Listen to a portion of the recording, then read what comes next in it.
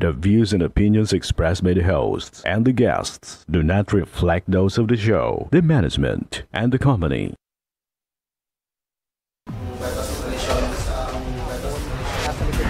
Kakakwento sa illegal na droga. Nagawang bypass.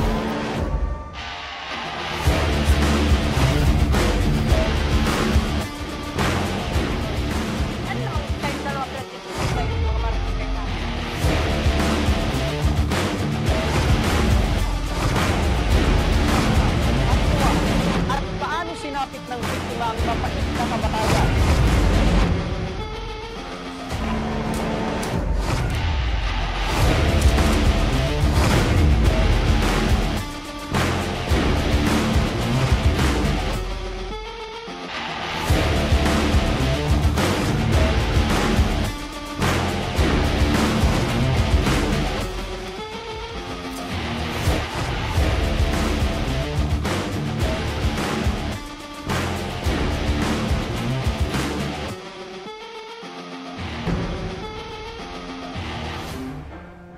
Magandang hapon sa inyong mga ka-aksyon.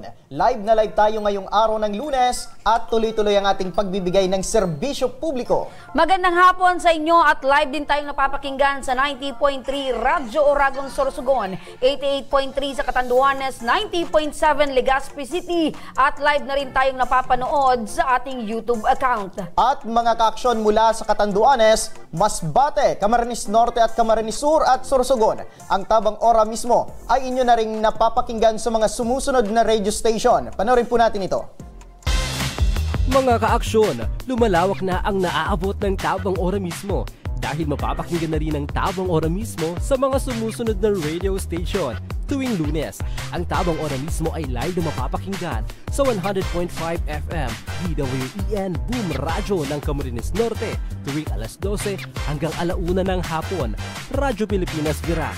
Para naman sa mga ka-aksyon sa Virac Catanduanes tuwing alauna hanggang alas 2 ng hapon. Tuwing Miyerkules, ang Tabang Ora mismo ay live na mapapakinggan sa 95.1 Hits para sa mga kababayan natin mula sa Naga City, alauna hanggang alas 2 ng hapon. Tuwing Biyernes, ang Tabang Ora mismo ay live na mapapakinggan sa DYNE, Radyo Masbate 783 kHz mula alas 9 hanggang alas 10 ng umaga. RMN, DWNX 91.1 FM at DWNX 1296 kHz Naga City mula alauna hanggang alas 2 ng hapon at 92.7 Wow Smile Radio Masbate. Tuwing Sabado naman, alauna hanggang alas 2 ng hapon sa 107.1 Radyo Natin Virac FM, alauna hanggang alas 2 ng hapon sa 99.9 FM Wow Smile Radio Sorsogon City, 92.7 FM Radyo Frontline Pilar Sorsogon, 95.3 FM Wow Smile Radio Bulan Sorsogon. Stay in tune mga ka-aksyon. Ito ang programang may paninindigan. Tutugon sa inyong pangangailangan. Ito ang Tabang Ora mismo. Umpisa na natin ang ating Tabang Ora mismo mga ka-aksyon para sa ating unang bibigyan ng tugon. Makakausap natin sa telepono si Ruth Relioso, isang ina na umihingi ng tulong na maiuwi sa Lagunoy, Camarines Sur ang bangkay ng kanyang anak na si Axel Peralta na binawian ng buhay habang nasa loob ng kulungan sa Muntinlupa City Jail. Magandang hapon po sa inyo, Nanay Ruth. Opo, Nanay, kami po ay nakikiramay. Ang aming pong programa ay nakikiramay po sa inyo, Nanay, at sa inyo pong buong pamilya. Opo. Opo. Nanay, kumusta po kayo ngayon? Okay lang po. Opo. Nanay, eto pong si Axel, matanong lang po namin, ilang taon na po siya? 20 po. 22 years old, batang-bata pa po. Opo. Nay, kailan po namatay itong si Axel? Sa ano po, sa kulungan po namatay. Opo, paano po? Pwede niyo po bang maikwento sa amin? Ano po yung nangyari? Bakit po namatay po itong anak ninyo sa loob mismo ng kulungan? Ano po, may nag-text sa akin na, kasama niya sa kulungan, nag-text sa akin na patay na po daw si Axel. Opo. So, yung kasamahan niya po sa kulungan, yung nagbigay po sa inyo ng impormasyon? Opo. Opo. Ano daw po na yung ikinamatay po ng anak ninyo? Nag-ano po daw, nag-basketball. Nag-basketball sa loob po ng kulungan. Opo, siguro. Tapos kumain daw po ng balot, tapos nag-inom ng cobra, tapos pansit canton. So, yun daw po yung nalaman nyo pong ginawa nitong si Axel bago pa po ito nawala ng, bago po ito namatay. Opo. Opo. So, ano daw po yung sabi ng doktor? Ano daw po yung cause ng pagkamatay po ng anak ninyo? Hindi ko po malaman, basta yun lang po ang ano namin doon. Pag punta namin doon, yun ang narinig ko. Okay. So, Nay, pwede po ba namin malaman bakit po nakakulong itong si Axel? Nakakulong po po dahil po sa pag-akit sa iyang agom. Pag nanganak po yung asawa niya. Okay. Nung nanganak yung asawa po niya, ano po yung nangyari? Lumabas po yung anak niya, patay. Tapos, itong anak ko, binamatay na yung anak nila.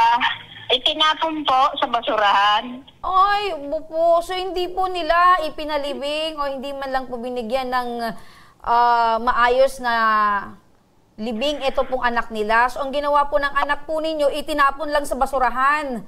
Opo. So, yun po yung naging rason para po makulong po itong anak ninyo. Opo. Okay, so... Kasi hindi pa po nila alam kung anong gagawin nila. Kasi unang anak pa lang. Opo, pero syempre kahit sino naman po, hindi po tama talaga yun. Ano po na? Hindi po talaga tama. Opo. Sa kanila yan.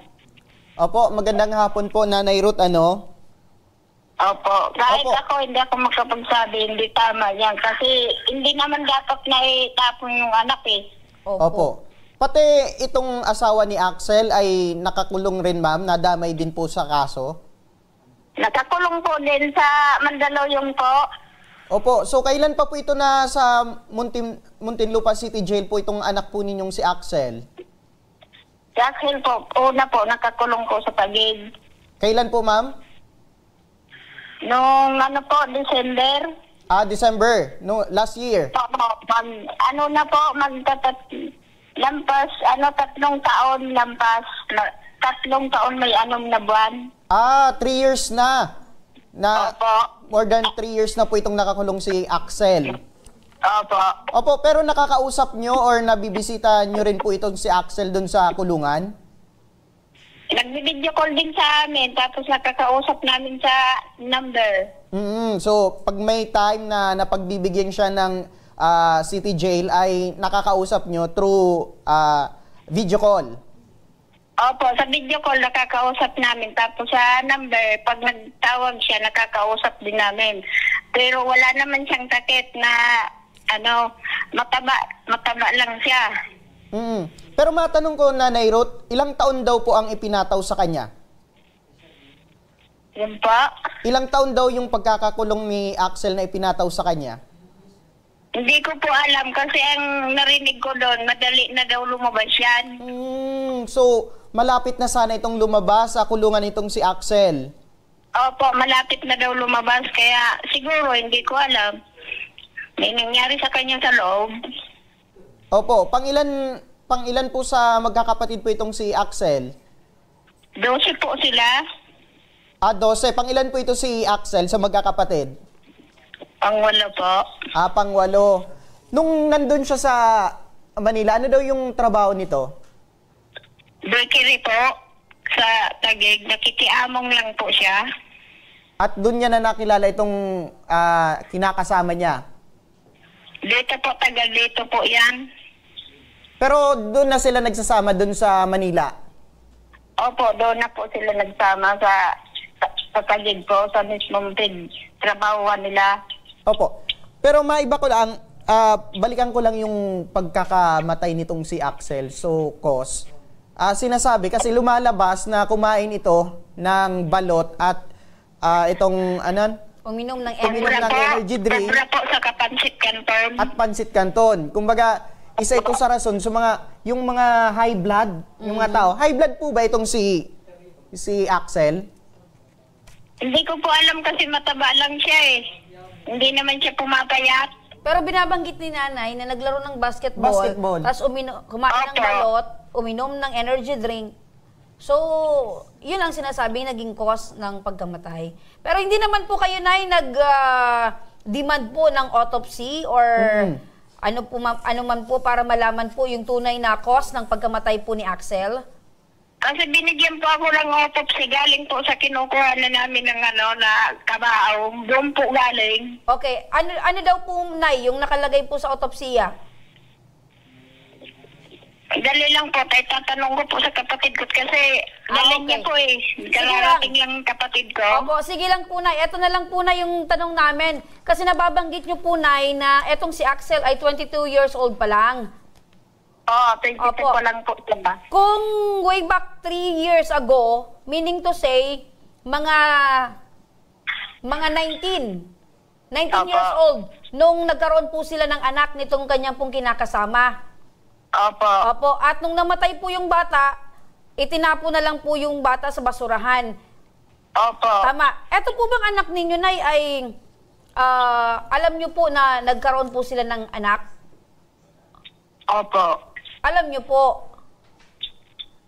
Nung umuwi po yan dito sa Bicol, ang sabi, buntis daw yung kasama niya. Okay. Pero hindi ko man nakita na buntis kasi hindi siya lumalabas pagdating dito sa Bicol. So, hindi naman po itinatago po sa inyo na nabuntis niya po itong babae. Parang tinatago niya nga sa akin kasi nung pumunta ko sa bahay nila, hindi siya lumalabas. Okay, kasi kung alam po ninyo, sana na-advisean niyo po, Nanay, na kung namatay man yung kung anak. alam ko lang po na gano'n, na-advise ko din. Opo. Ano po yung naramdaman niyo, Nay, nung nalaman niyo po na yung anak po ninyong si Axel at ito pong kinakasama niya ay nakasuhan dahil po sa pagtapon ng kanilang namatay na anak sa basurahan? Opo. Ano po yung naramdaman niyo po, Nay? Hindi naman pwedeng itapon kasi bata yan eh. Opo. Okay. So, maling-mali. So, Nanay... Mali talaga yun. Kahit sino, hindi talaga pwedeng itapon yun. Okay. Nanay, totoo po, Nanay, na parang yung nakalagay po sa autopsy ng anak po ninyo ay heart attack yung rason ng pagkamatay po ni Axel. Ano po? Heart attack daw po. Ayun lang naman ang naano ko sa pagkamatay ni Axel noong October 22. Ay, 21 namatay yan eh. Opo. Yun lang. Oo. Nanay, nababanggit niyo po na nakakausap niyo po yung anak ninyo sa kulungan through video call at tawag. Opo, lagi namin na kakausap yan kahit araw, gabi. Okay. Kumusta naman, Nay? Kumusta naman po yung pag-uusap ninyo, lalo na yung last niyo pong nakausap ito? Lagi nga, nagpaayos ng bahay namin siya.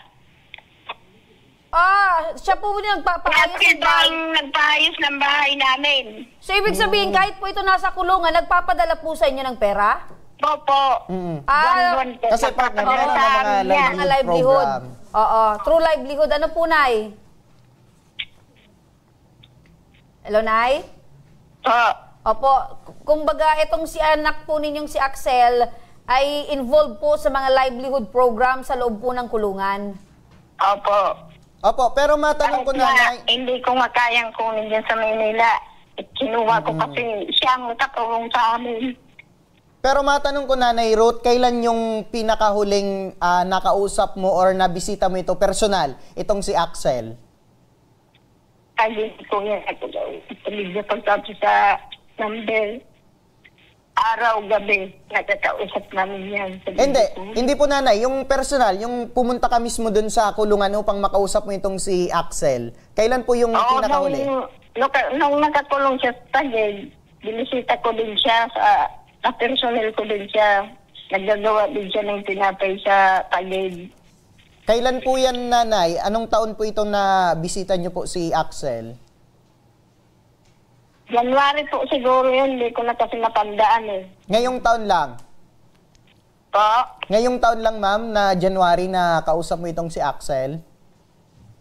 Dito sa Taguig, ay sa Muntinlupa po, hindi namin yan bisita yan kasi nung sabi ko magbisita kami dyan, sabi niya ayaw niya na magbisita kami dyan sa kanya.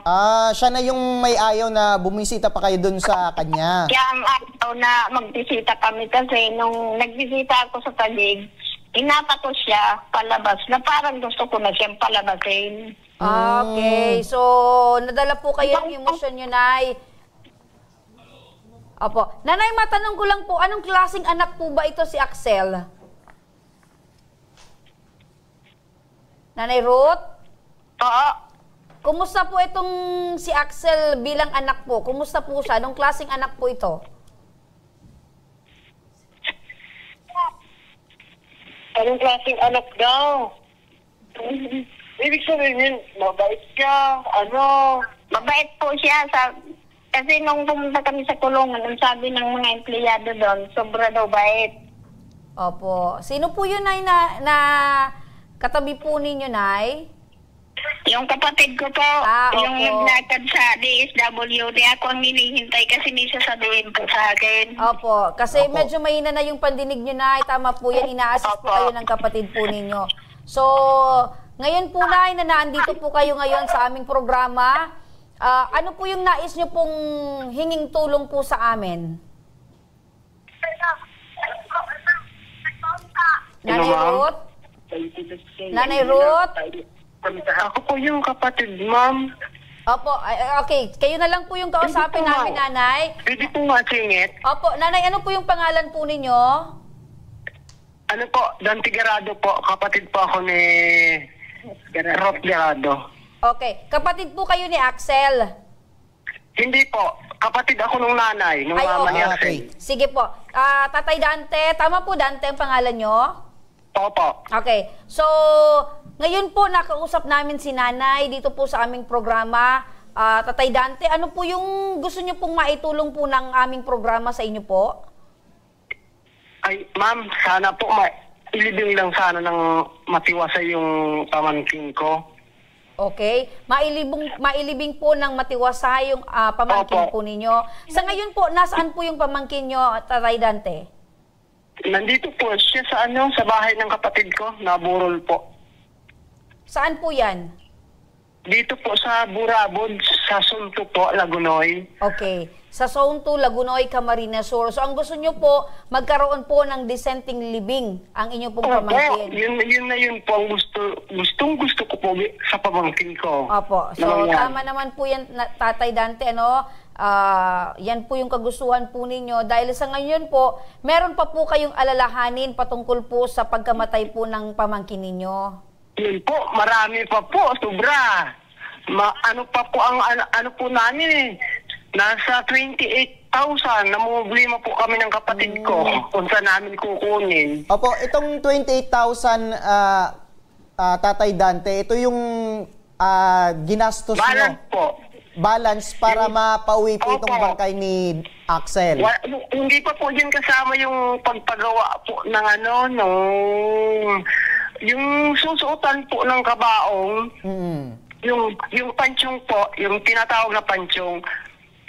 Okay. Lahat ko na po siya na nalakad ko na po siya. Opo. Naitanong ko na po siya sa si Paul Torero. Nagkakahalaga daw po ng ng 7,500. Okay. Pero ang binabanggit nyo po, 22,000, ito po yung para po sa transportation, para po maiuwi. Ito pong pamangkin nyo, dyan po sa inyong lugar. Opo. Talaga pong higpit po talaga yung nagdala dito. Pinapakiusapan ko sana yung balanse, paunti-untiin na lang. Ang sabi nung nagdala dito, hindi naman daw pwede kasi mayroon din daw po sila kasing mga babayadin. Okay. Opo. So, yan na lang po ang pinoproblema ninyo, yung balanse po sa transportation para po Opo. ay maiuwi dyan sa inyo yung pamangkin ninyo. Pero as of this moment, naiuwi na po yung pamangkin nyo dyan po sa inyong lugar. Opo, napapatintihan na po, nabuborol na po dito. Okay. Opo. So, Pero hindi pa po siya bayad. Totally Opo. bayad. Sige opo, po. kaya po may balanse kasi hindi pa po bayad. Okay, so Opo, Tatay opo. Dante, makinig po kayo para sagutin po ang inyong alalahaning ito. Nasa kabilang linya na po ng ating telepono si Congressman Alfredo Pido Garbin Jr. ng Ako Bicol Party List. Magandang hapon po, Congressman Pido. Magandang hapon, Remy and Mike. Maraming hapon po sa gabos na nag-aantabay. Magandang hapon. Opo.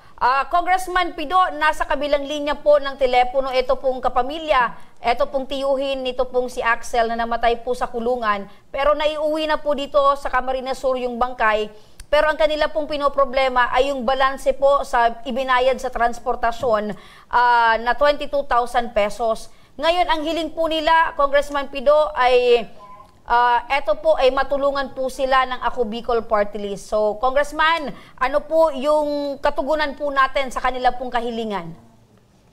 Remy and Mike, alam nyo naman na ang Ako Bicol patuloy na tumutulong sa lahat ng asistensya at pangangailangan. Kasama dyan yung burial assistant. But ngayon, kakaiba dahil yung transportation expenses ang kailang hinihingi. Tayo po ay tutulong. Sasagutin na po natin yung balanse na hinihingi ng pamilya ni Axel upang sila po ay makagaan-gaan sa kanilang problema sa pagpapalibing sa kanilang pamangkin or anak. So, ang tulong po ng Ako Bicol Party List ay sasagutin na po yung balancing 22,000 plus upang sa kahilingan nilang magkaroon ito ng matiwasay na paglilibing sa kay Axel. Opo. Ayun. So, sasagutin na yung 22,000 ng Ako Bicol Party List. So, Congressman Pido, ang kasama ko po ngayon ay si Nomer Corporal. At Congressman Pido, meron po ba kayong gusto pong mensahe na ipaabot sa pamilya po nitong si Axel? Nomer Corporal, salamat sa pagdulog sa Ako Bicol Party List. Hayaan niyo po na yung aming opisina ay tumulong at pakisabi na rin po na mag-coordinate sa ating mga staff ng Ako Bicol Party List upang makuha yung asistensya na maibigay para mabayaran yung balanse doon sa pagpalibing o sa transportation expenses ni Axel. So, yan po ang tulong ng Ako Bicol Party List. Opo, Kong Pido, so ibig sabihin sa lalong madaling panahon ay maibibigay na itong tulong ng Ako Bicol Party List dito sa pamilya ni Nanay Ruth. Tama, at kayong dalawa, Remy and Mike, kayo na lang po ang mag-facilitate ating financial assistance galing sa Ako Bicol Party List sa pamilya ng namatayan na si Axel. Opo. Opo. Maraming salamat, Congressman Pido Garbin, sa inyo pong mabilis na pagtugon dito po sa kahilingan ng ating kababayan para po sa kanilang pamilya na yumao na at mabigyan po ng dissenting living ito pong kanilang kapamilya. So maraming salamat po, Congressman Attorney Pido Garbin Jr. ng Ako Bicol Party List. Salamat, magandang hapon. Ayan. So balikan natin si Dante. Ayun. So, alam mo partner, malaki itong tulong na ibinigay ng Ako Bicol Party List dahil ang kahilingan nitong pamilya mabigyan ng dissenting living. Tama. So, paano mo naman talaga mabibigyan ng dissenting living kung doon pa lang sa transportasyon, yung pag-uwi ng bangkay ay problemado ka na. So, ibig Medyo sabihin, malaki. ibig sabihin, masasacrifice yung ibang babayaran or gastusin dahil nga dito nga sa kanilang pinoproblema. Dahil sa tulong ng Ako Bicol Party List partner, yung kanilang kahilingan na mabigyan ng dissenting living, etong kanilang kapamilya ay mangyayari yan, partner. Tama. Kumbaga, bawas isipin na rin sa pamilya. Itong babayaran nila, itong balance nila, nasa 22,000 pa. Para medyo malaki po ito. Kaya dahil sa Ako Bicol Party List, ay sinagot na ng itong babayaran nila. Ayan, balikan natin ang pamilya, no? Dante, magandang hapon sa muli. Nanay Ruth? Magandang hapon din po, ma'am. Opo, napakinggan nyo po si Congressman Pido? Opo. Sasagutin na po ng Ako Bicol Party List ito pong 22,000 na balanse po para sa transportasyon nitong si Axel. Maraming salamat po.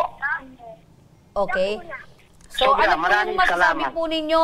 Andyan pa si Tatay Dante? Ako po. Ayan, si Nanay ayun Ruth. pala. Opo. Kausapin natin si Nanay Ruth para malaman natin din or maiparating din kay Nanay Ruth itong magandang balita mula sa Ako Bicol Party List. Yan, Nanay Ruth. Hello, Nanay Ruth? Sila po. Apo, ano yung nararamdaman po ninyo ngayon dahil yung inyo pong pinoproblema ay sinagot na po ng Ako Bicol Party List? Masaya po. Masaya po. Ayun. Si Si Dante partner yung talagang anong magsalita. Ito kasing si Nanay Ruth, medyo mahina na yung pandinig. Pero, Tatay Dante? Po? Hello po? Apo, ano po yung pakiramdam nyo ngayon na yung kahilingan po ninyo dahil mayroon po kayong pinoproblema pagdating sa transportation, yung balance po ay sinagot na po ng Ako Bicol Party List? Sobrang saya po. Sobrang saya. Napakasaya. Mabibigyan ng disinting ang pamangkin ko. Opo, kung meron ka din na Tatay Dante na mensahe sa Ako Bicol Party List, ano po yun? Salamat po sa kay Congressman. Opo. Ako Bicol Party List. Opo. At ayaan niyo po, Tatay Dante, meron po kaming staff na alalay po sa inyo at tatawag mamaya para sa mga susunod na proseso upang matanggap niyo po itong tulong mula sa aming program at sa Ako Bicol Party List. Maraming salamat, Tatay Dante at Nanay Ruth. Sa muli, kami po ay nakikiramay sa inyong pong pamilya. Salamat din po.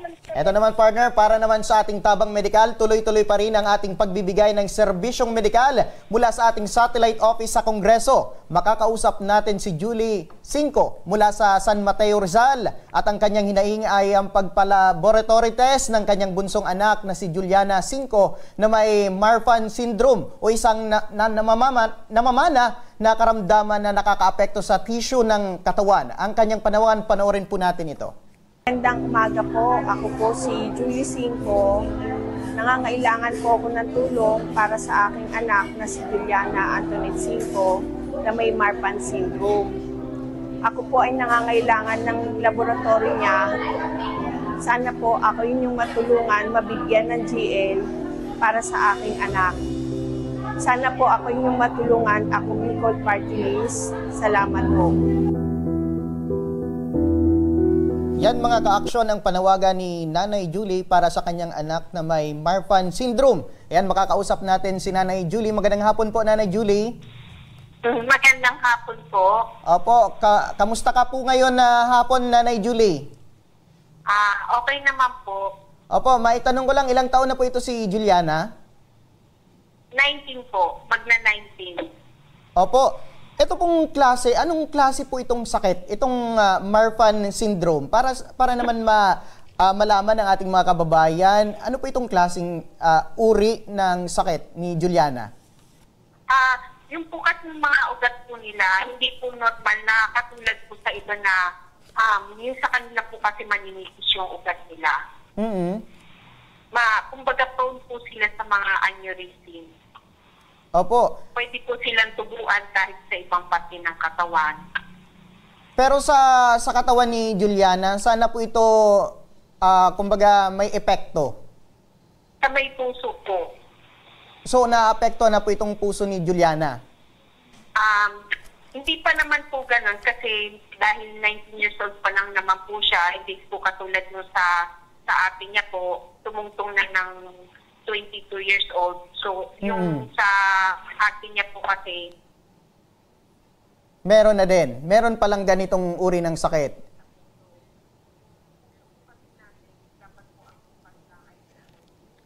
Ayan, ayusin lang natin, partner, yung... Ayusin lang natin. Actually, itong sakit na to, partner, ay rare. Isa sa mga rare na diseases na...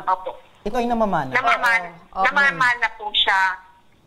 Okay. So, ibig sabihin, Nanay Julie, maliban dito kay Juliana, ay meron ding ganitong uri ng sakit. Itong panganay mong anak. Po.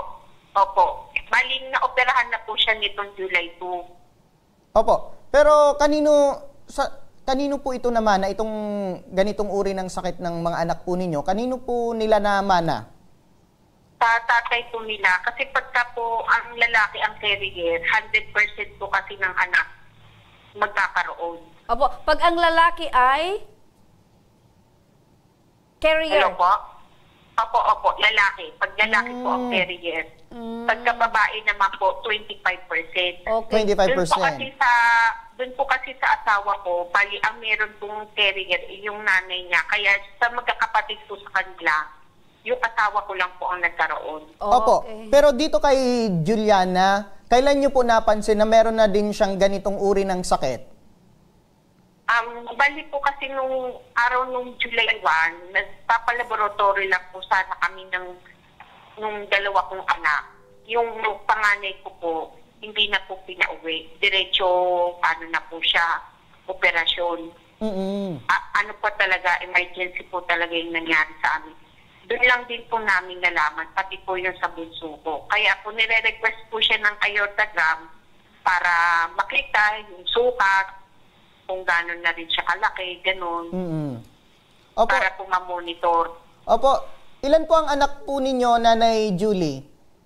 2 po. Dalawa. So yung dalawa ay meron na din ganitong uri ng sakit? Opo. Ano daw sabi ng doktor? Para kumbaga malaman din natin, gaano kadelikado na magkaroon ng ganitong uri ng sakit? Kumbaga, parang i-monitor po siya. Kailangan po, nalalaman po lagi yung sukat. Parang every 6 months, ganon, every year. I-monitor siya kung lumalaki, kung nagiging normal siya, ganon. Kasi pagka po umabot po kasi siya ng 5.5, na po siya, for operation na po siya. Sukat. Ano pong sukat ito, Nice? Centimeter po ba ng meron po sa katawan na kailangan sukatin? Ano po itong, anong parte ng katawan? Din po sa may puso. Okay, Yung so sukat po. so ibig sabihin, kinakailangan po i-monitor itong sukat po ng puso ng mga anak nyo? Opo. Gaano kahirap, Nay, sa sitwasyon po ninyo na dalawa po, or ito pong dalawa mismo na anak po ninyo ay parehas po ang sakit na kanilang pinagdadaanan?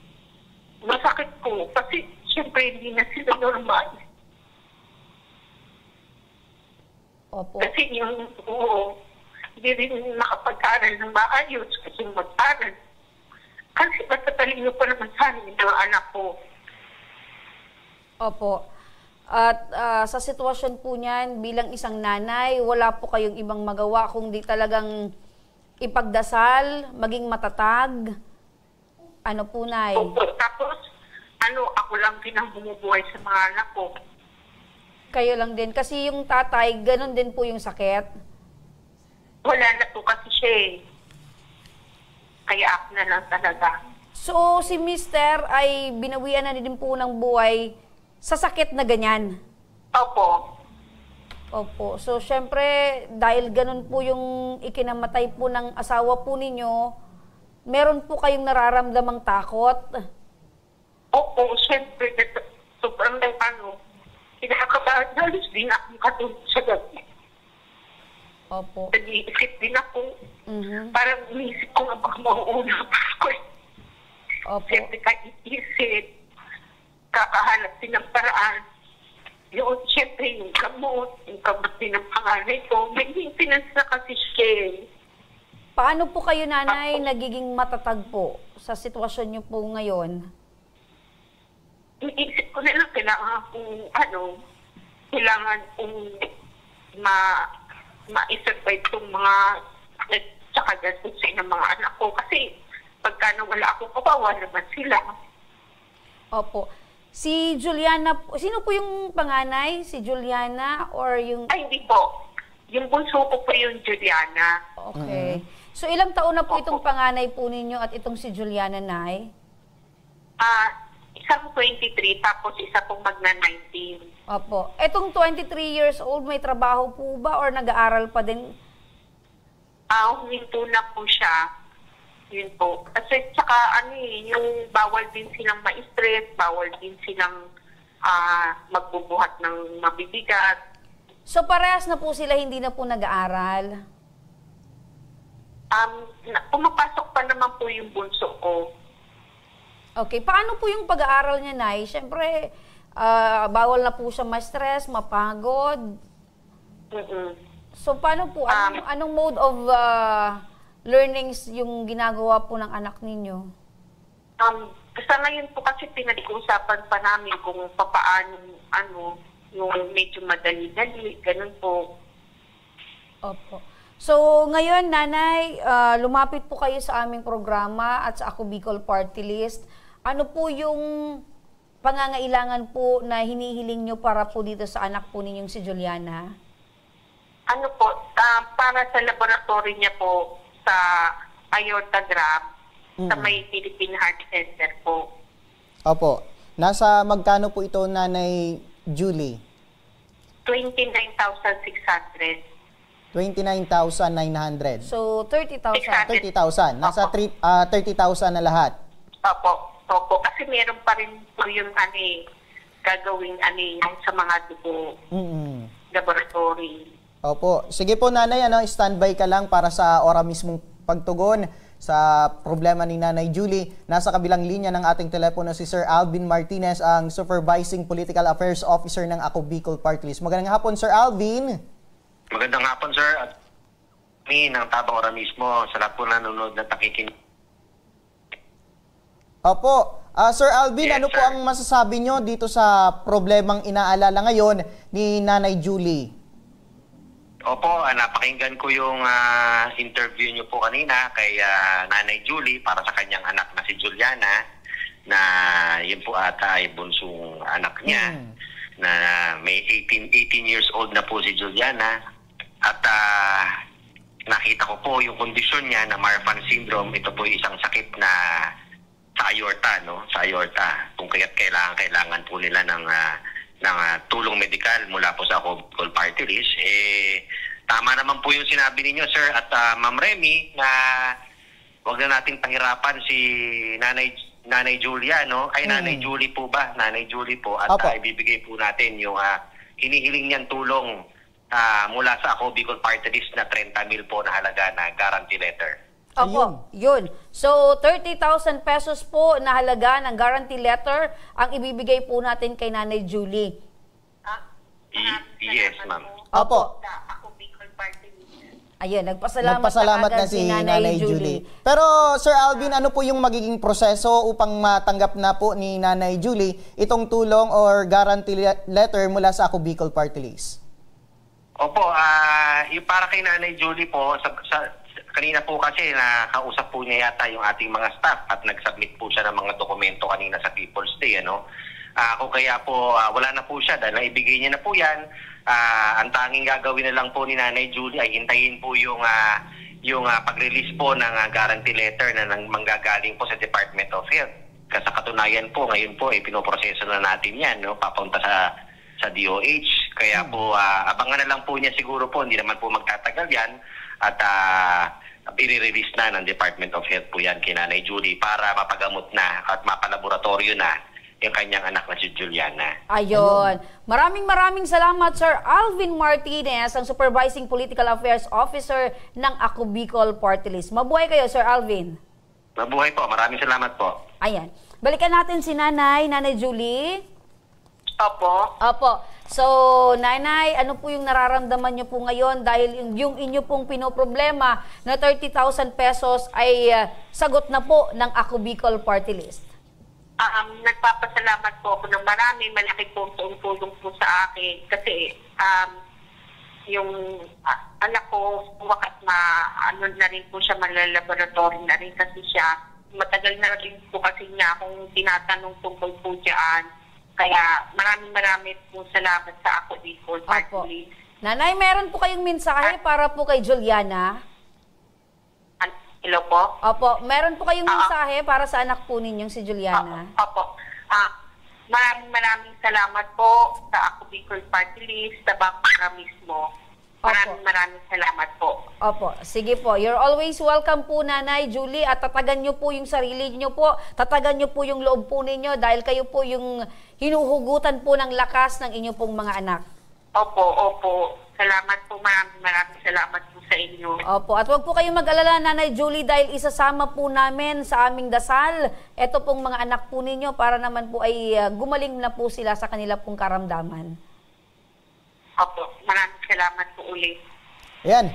At sa pagbabalik ng Ako Bicol Tabang Ora mismo, 27 taong gulang na dalaga dumaranas ng depresyon at isang uri ng sakit. Ang pagtugon ng programa sa kanyang pangangailangan medikal. Abangan. Kaya huwag kayong bibitaw mga ka-aksyon, magbabalik pa ang Tabang Ora mismo.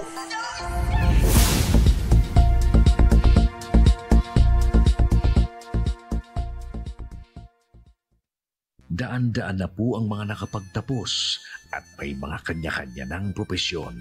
Sa kanilang pagpupunyagi, walang masidlan ang kanilang mga ngiti. Yun at sa Gabos, nagpapasalamat po ako sa AKB.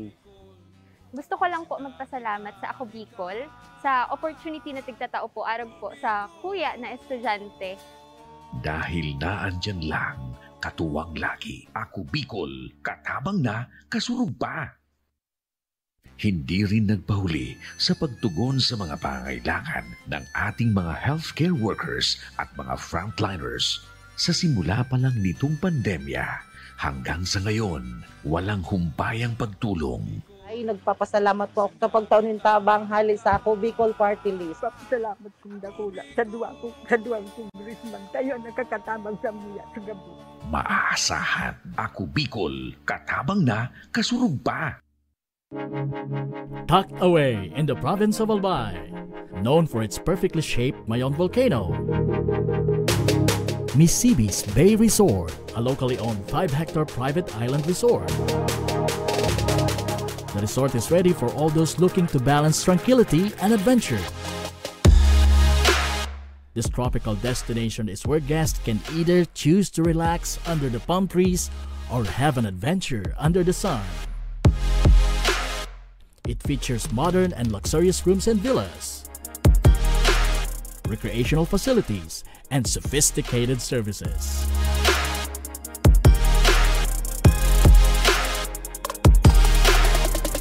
Come and experience Misibis Bay Resort, your tropical island getaway.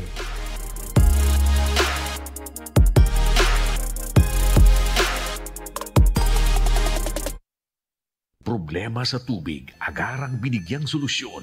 Nagpatayo ng mga solar-powered water supply system sa mga liblib na lugar.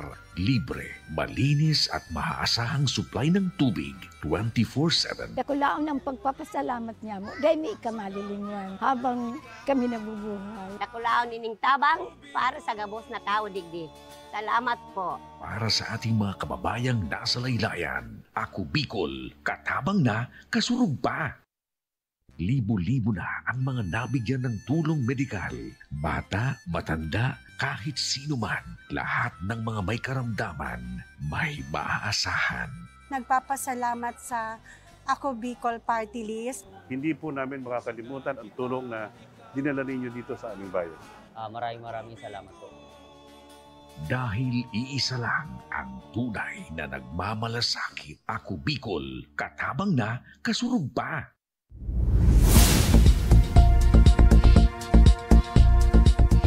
Nagbabalik ang Tabang.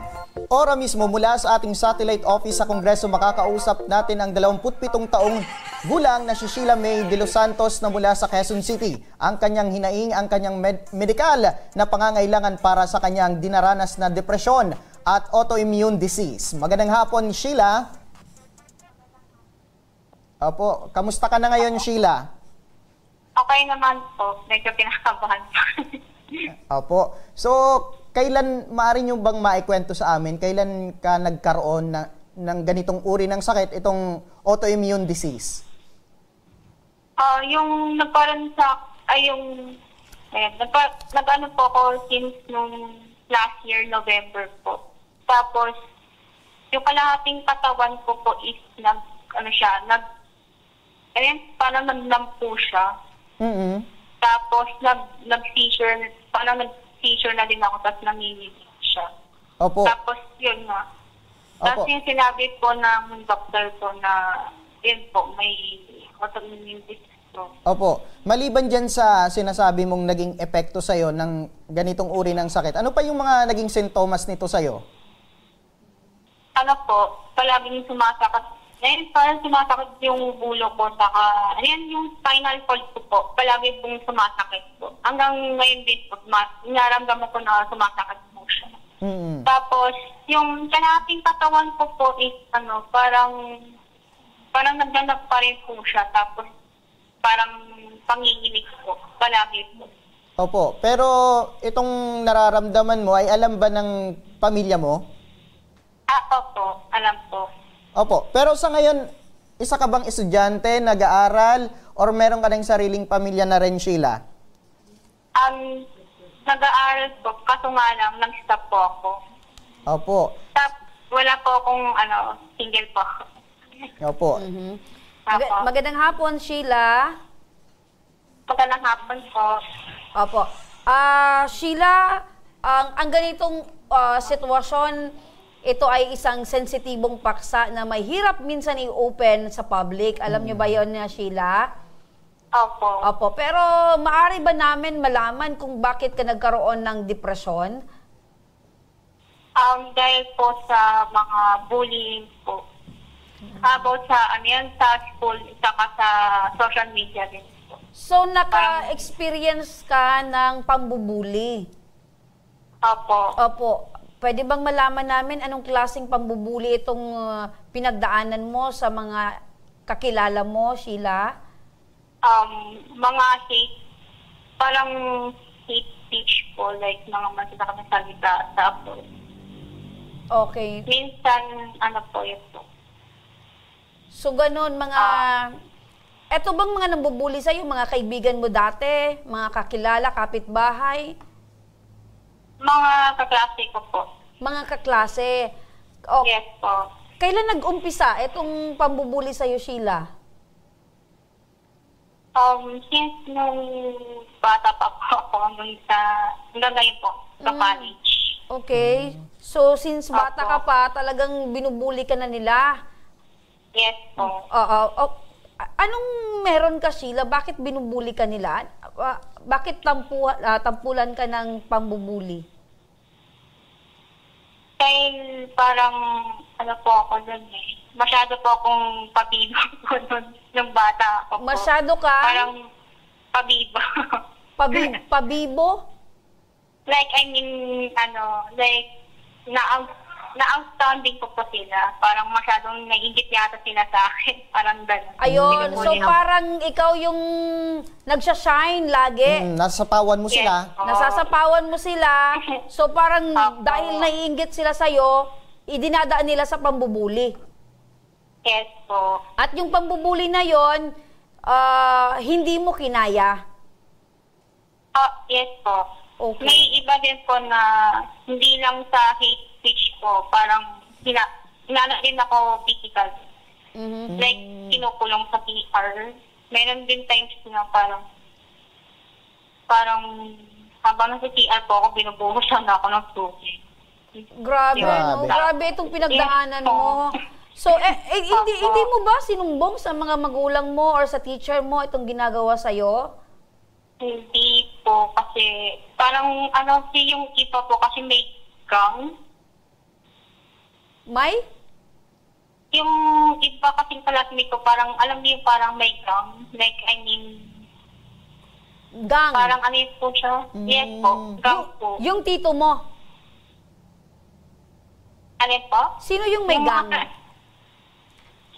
Mga klase ko po. Okay. So dahil doon, parang natakot ka na labanan or ipaalam sa pamilya mo yung ginagawa nila sa'yo. Yes po. Opo. Pero ngayon, Sheila, alam na lang pamilya mo kung bakit ka nagkaroon ng depression dahil nga dito? Hindi din. Hindi din. So tinago mo yon sa iyong sarili? Yes po. O kumusta ka ngayon, Sheila? Okay naman po. Okay, so... Medyo po. Oo. Medyo nilalabanan ko din po yung depression ko din po. Saka din po. Sa health ko din po. Siguro the best thing to do, Sheila, pag may ganyan, mas mabuti na i-confine mo siya or ikwento mo sa ibang tao para at least meron kang outlet na mapagkukwentuhan or malalabasan ng iyong bigat na nagdadaanan? Yes po. Sige. Pero sinubukan mo naman na magpa-check up dahil sa ganito nga na may pinagdadaan kang depresyon. Opo. Nagpaano din po ako sa psychiatrist ko po para maano din po. Opo. Pero ngayon meron ka naman na mga kaibigan na pag in case na binubuli ka, ay kumbaga nakakausap mo. Meron naman po. Meron naman po akong kaibigan na nakakausap namin po. Okay. Medyo ano lang po, busy lang po. Medyo curious lang ako, Sheila, pwede bang matanong, ano yung nauna na naramdaman mo? Ito bang autoimmune disease or etong depression? Depression po, nung una. Okay. Tapos, kumalunod din po yung autoimmune disease ko po. Okay. So, meaning to say, yung epekto nitong depression sa sarili mo, nanghina ka, dahil wala kang mapagsabihan, kumbaga hindi mo ito nailapit sa doktor para ka mapatingnan. So, nanghina yung katawan. Parang ganun po. Oo. Kumbaga ako na din ito sa ibang tao na sinasabing gawa-gawa lang daw ang depression. Hindi po, kumbaga hindi. Alam mo, partner, kaya na naging batas sa ating bansa itong Anti-Bullying Act dahil malaki talaga yung epekto nito sa isang tao na nakakaranas ng pambubuli.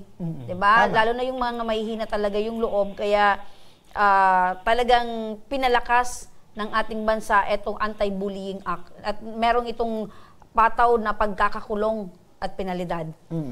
Kumbaga meron na din sila mga program para mabigyan ng kumbaga pag-aaral sa ating mga kabataan, especially itong mga simula pa lang elementary, ay malaman nila yung mga karapatan at dapat nilang gawin in case na makaranas sila ng pambubuli sa loob ng paaralan. Balikan natin si Sheila. Sheila, ano yung maitutulong ng Ako Bicol Party List at ang aming programa para sa iyo, Sheila?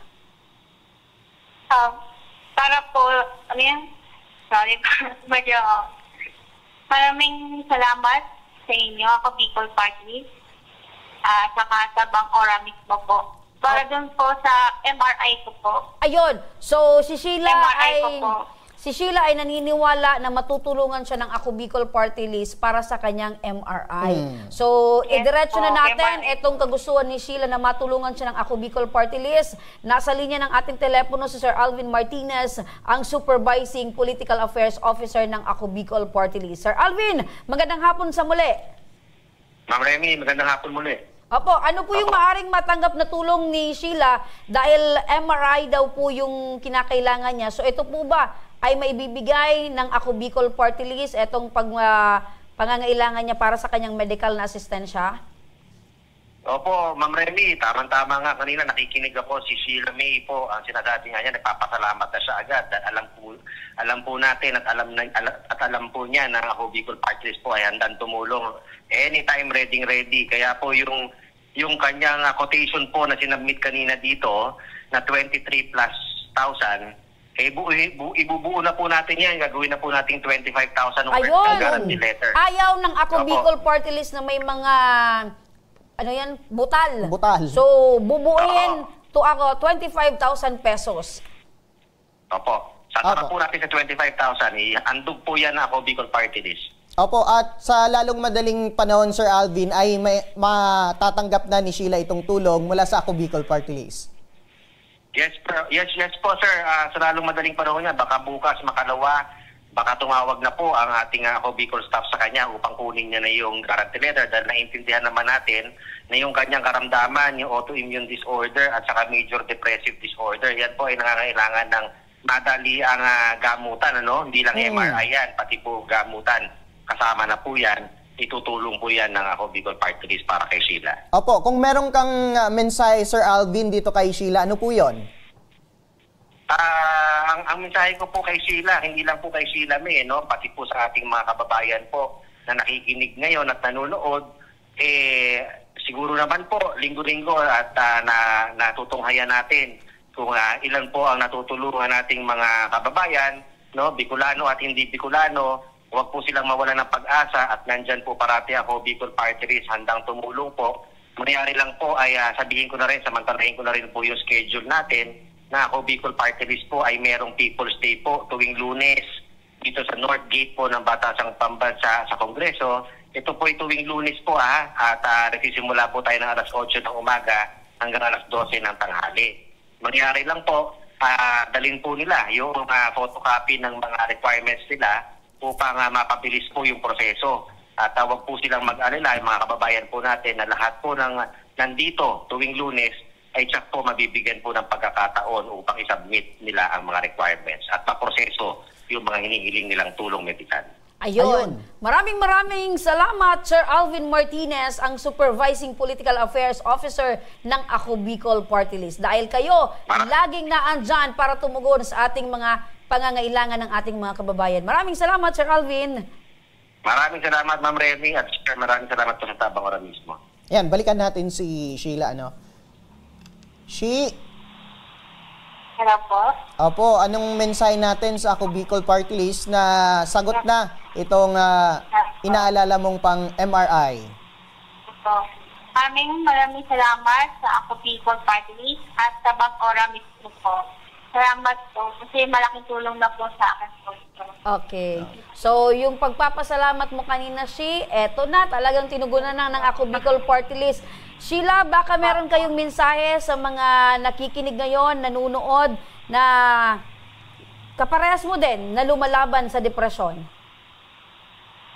Ang masasabi ko lang ay stay strong kayo, saka maghanap kayo ng mga habits na ikakasayan. Huwag niyong hayaan na umano kayo sa malungkot. Like, I mean, ibaling niyo yung sarili niyo kung saan tayo masaya. Yan lang. Ayun, tama yun, Sheila, no? Kung meron kayong nararanasan or pinagdadaanan na malungkot na parte ng buhay, doon kayo mag-focus sa masayang parte ng buhay. Yes po. Okay, maraming salamat, Sheila, at huwag kakalimutang magdasal at magpasalamat sa Poong May Kapal sa buhay na ibinigay sa atin. At magpagaling kayo, Sheila, no? Yes po. Ayan. Thank you po. Thank you din, Sheila. At yan ang mga kwento at tinaing na ating ora mismong tinugunan at binigyang aksyon ngayong hapon. Para sa mga nagnanais na humingi ng tulong sa aming programa, panoorin po natin ito. Sa may mga problemang legal at medikal na nais humingi ng tulong sa ating programa, maaari po kayong magsadya sa aming tanggapan sa ground floor Embarcadero de Legazpi, Victory Village, Legazpi City. Bukas po ang aming tanggapan mula Lunes hanggang Sabado, alas 8 ng umaga hanggang alas 5 ng hapon. Sa mga nasa Metro Manila naman po at kalapit na lugar, maaari po kayong humingi ng tulong sa Action Cost Center sa North Wing ng Batasang Pambansa. Magpunta lamang po kayo tuwing araw ng Lunes alas 8 ng umaga hanggang alauna ng hapon. Maaari na rin po kayong magtungo sa Tabang Ora mismo Satellite Office sa Camarines Norte sa Provincial Capitol Building, Barangay 3, Daet, Camarines Norte. At para naman sa mga taga Camarines Sur, maaari na rin kayong dumulog sa Zone 2, Tagungtong, Goa, Camarines Sur. Bukas po ang aming tanggapan mula Lunes hanggang Biyernes, alas 8 ng umaga hanggang alas 4 ng hapon. Maaari din kayo magpadala ng mensahe sa aming official Facebook page na Tabang Ora mismo. Kahit anong reklamo ay amin pong tinatanggap. Huwag niyo rin pong kalimutang i-follow ang aming mga official social media account sa aming Facebook account, YouTube at TikTok account, Tabang Ora mismo. Action po patuloy na magsisilbi. Action po sa mga nangangailangan. At yan mga ka-action, 52. Kaka-brace mo yung partner. Nagulat ako kay Adrian, partner. Tumak po siya 52 days na lang mga ka-action at Pasko na! At hanggang bukas mga ka-aksyon, sama-sama pa rin nating aksyonan mga problemang medikal at legal. Ako po, si Nomer Corporal. Ito ang programang May Paninindigan, tutugon sa inyong pangangailangan. Ako naman po, si Remy Araneta Mindones. Magandang hapon at salamat. Ito ang Tabang Ora mismo. Ko sa mga nangangailangan, action ko lahat ay dadamayan. Noon at ngayon tayo'y sinamahan, action ko patuloy na magsisilbi. Action ko sa mga nangangailangan, action ko lahat ay dadamayan. Noon at ngayon tayo'y sinamahan, action ko patuloy na magsisilbi. Isang masipag na